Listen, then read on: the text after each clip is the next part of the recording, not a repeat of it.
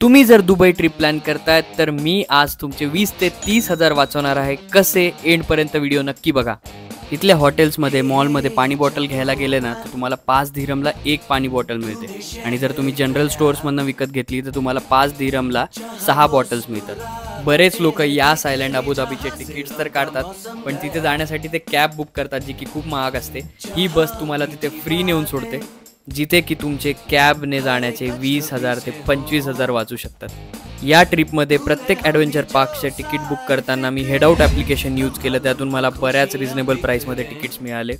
तुम्ही फरारी वर्ल्डला आले ना तर तुम्हाला ते बॉटल्स वगैरे काढून ठेवायला लावतात. तर मग आता मी नवीनच विकत घेतल्या. त्या फोडल्या पण नव्हत्या आणि 1.5 लिटरच्या होत्या.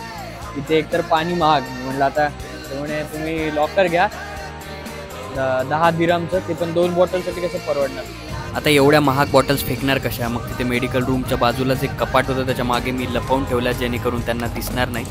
आणि 8 तासानंतर आल्यानंतर त्या बॉटल तशाच सुरक्षित होत्या. तर वाचले बाबा बॉटलचे तर पैसे वाचले नाही. यास आयलंडच्या तिकीटसोबत पिकअप आणि ड्रॉप सर्व्हिस ही टोटली फ्री असते.